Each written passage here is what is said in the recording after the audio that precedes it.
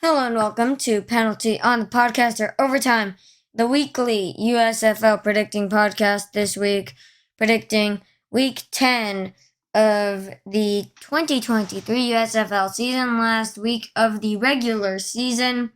Also, just quick note, it's been a week since I should have done my Dalvin Cook episode, but I've been busy, so soon, on Sunday, hopefully, I'll be able to put out my combined episode about both Dalvin Cook and DeAndre Hopkins.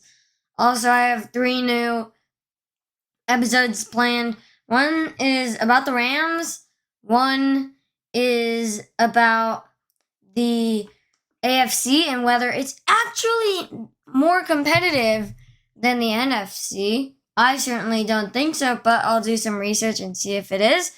And then there's going to be one. Well, it's kind of a surprise I did that, but it's something I hate when teams do. All right, now starting.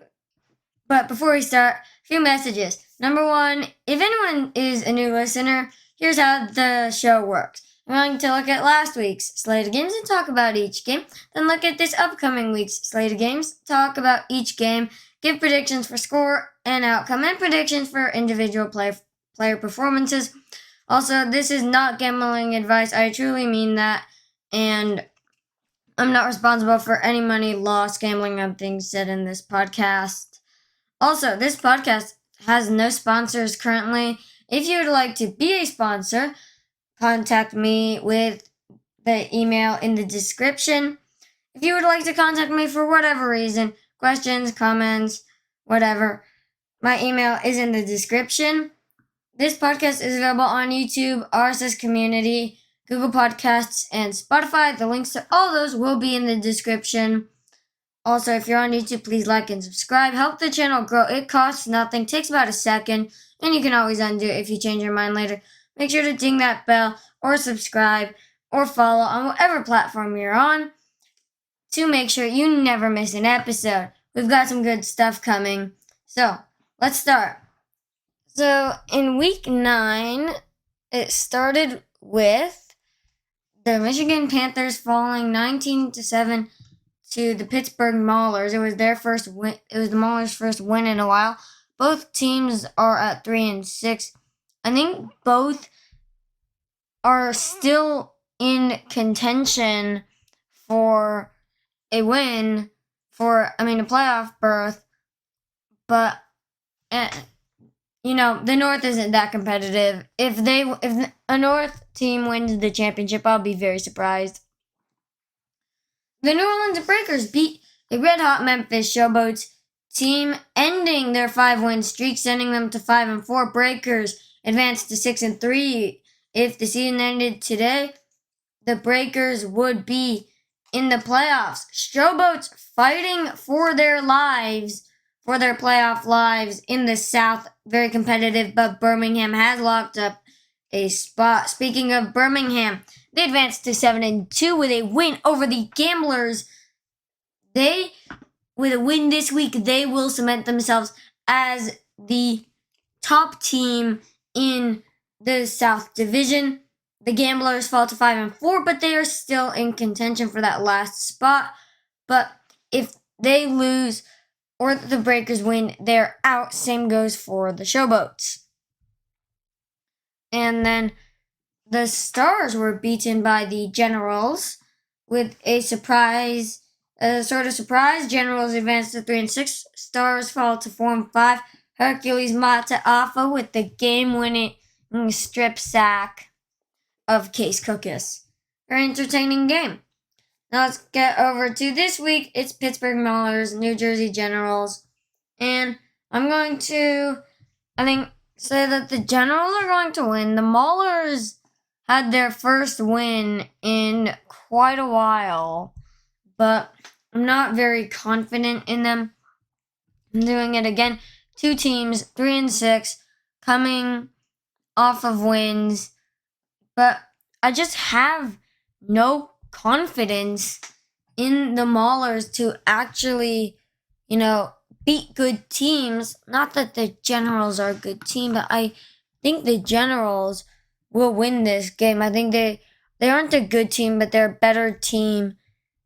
They have a good offense with DeAndre Johnson and Dakota Prukop sometimes coming in, bowling ball Darius Victor. Cam Eccles-Looper is a great receiver. Also, Paris Ford has been doing pretty well.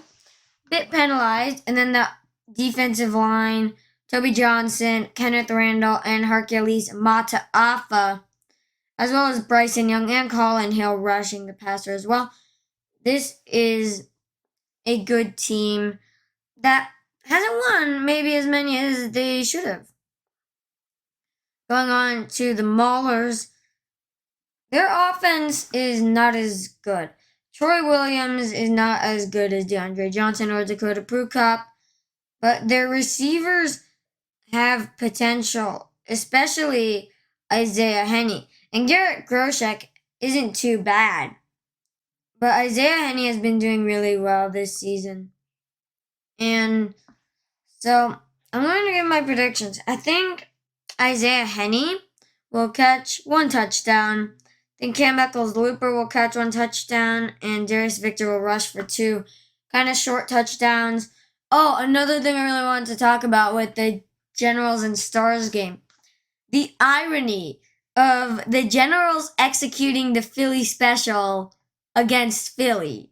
Different Philly team, and the Philly special wasn't exactly the same as the one run in Super Bowl 52 by the Eagles, but it was pretty similar. The Eagles was a direct snap to the running back, toss to the tight end, throw to the quarterback. This one was more of a snap to the quarterback, handoff to the running back, toss to a receiver, and then a pass to the quarterback. It was close enough that I'll call it the Philly special, but it was a really well executed play that helped them win the game. And just the irony of the Philly special against Philly is just perfect. Anyway, I do think that the Generals will win and finish the season 4-6. And I think it'll be 24-10. And I think that will kick the Maulers out of the playoffs. A promising season in the start, and then not so much. Okay, Birmingham Stallions 7-2 against Memphis Showboats 5-4. The Stallions don't have much to lose. If they lose, New Orleans might be able to sneak into the top spot, but Stallions are in the South Division playoffs, but they can eliminate the Showboats here and cement themselves as the top spot and have home field advantage. And the Stallions have been doing very well. They have a good offense, a good defense. Alex McGough has honestly been doing better than Jamar Smith ever did. He leads the league in passing touchdowns. I've never been much of a Jamar Smith fan. I think he's a bit overrated. I think he forces it too much. I think everything he does is all his throws are kind of forced. I think Alex McGough is so much more natural, a better running threat. I think he is just a better overall player. CJ Marable has been a solid running back, and Jace Sternberger is probably the second best tight end in the league, second to the almighty Sage Surratt. He's not almighty, but he is the best tight end in the league right now. And it's interesting how the Breakers have gone from the best tight end in the league to the other best tight end in the league last year, Sal Cannella, who won an XFL championship with the Renegades. But a wide receiver, their wide receiver core is a bit hurt.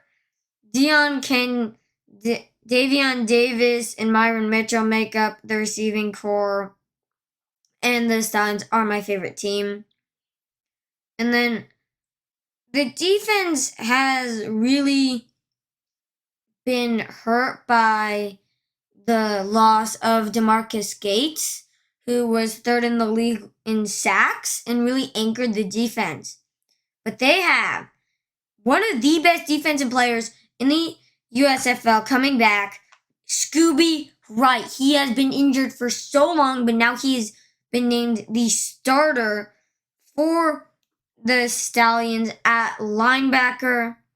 Nate Hawley has also been doing pretty well.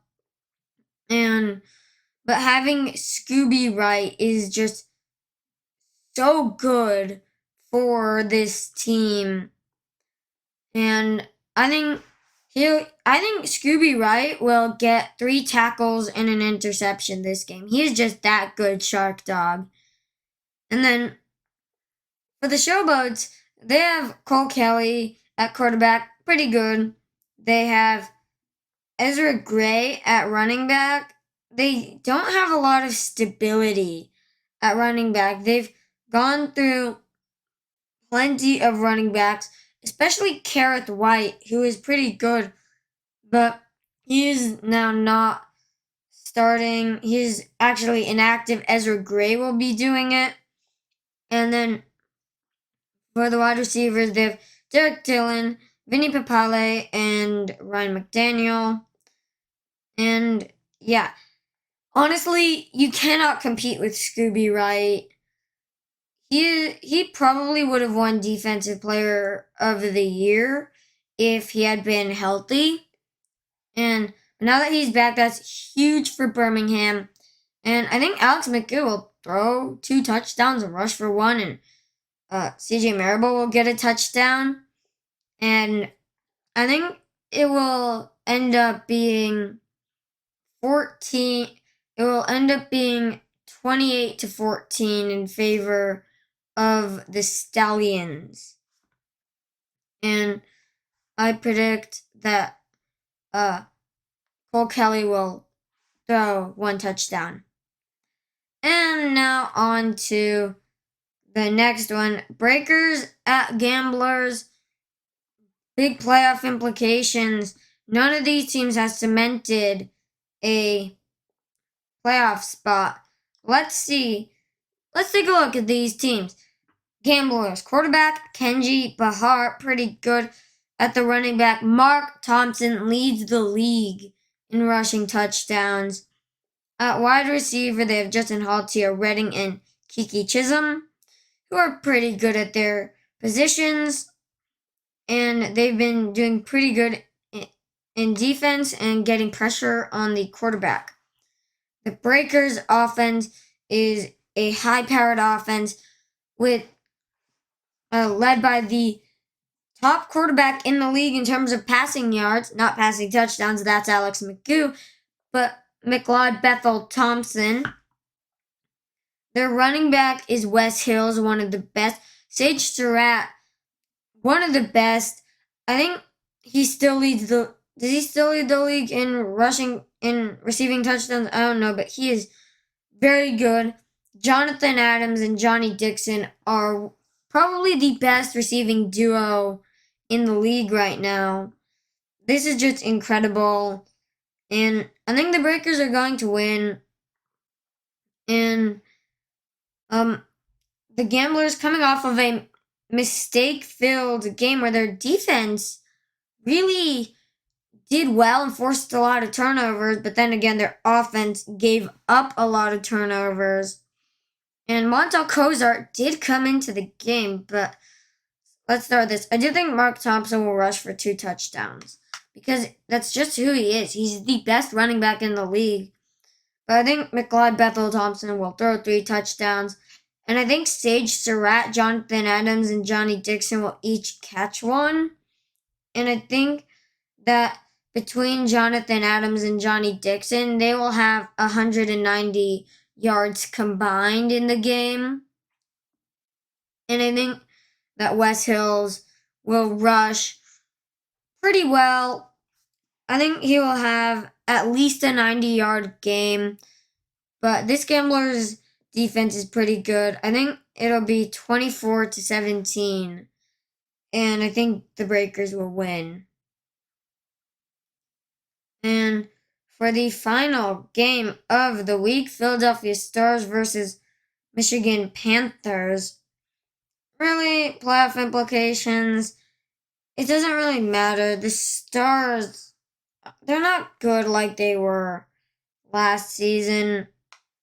But they have a good offense. They have Case Cookis at quarterback. At running back, Dexter Williams. Isn't Matt Colburn.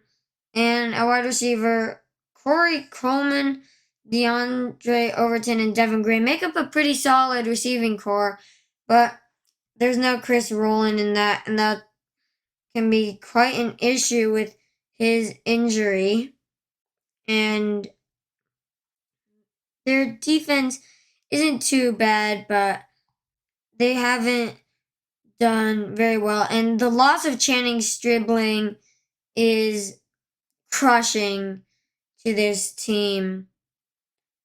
But now, looking at the Panthers offense, their quarterback is E.J. Perry. Josh Love is not going to be playing. He is inactive for this game. Their running back is Reggie Corbin, and they're going to have Stevie Scott the third back at fullback. And they run running back and fullback on their depth chart for wide receiver. Joe Walker and Trey Quinn do pretty well. Trey Quinn is the best receiver on that team. And then they have one of the best defensive players in the league. Probably the best. Probably going to win Defensive Player of the Year. It's Breland Speaks, one of the best right now. But I do think the Stars are going to win because of their offensive ability. I don't think Reggie Corbin can rush for one touchdown, but I think that Case Cookis will throw 2 touchdowns and be sacked 3 times. I think Breland Speaks will get 1 sack at least. And I think that DeAndre Overton and Corey Coleman will both catch touchdowns. And I think it will end up being a kind of close game, but like a 20-10 game. Anyway, that's all that there is. I hope you've enjoyed this episode. Again, none of this was gambling advice, and I'm not responsible for any money that was lost gambling on things said in this podcast. Once again, we are currently in between sponsors, so if you'd like to sponsor this podcast or contact me for whatever reason, my email is in the description. This podcast is available on YouTube, Spotify, RSS Community, and Google Podcasts. The link to all those will be in the description. If you're on YouTube, please like and subscribe. Help the channel grow. It costs nothing, takes about a second, and you can always undo it if you change your mind later. And make sure to ding that bell or subscribe or follow or do whatever on whatever platform you're on to never miss an episode. We got some good I Just Want to Talk episodes coming up. And I hope you've enjoyed this installment of Penalty on the Podcast or Overtime. You'll hear more of me next episode.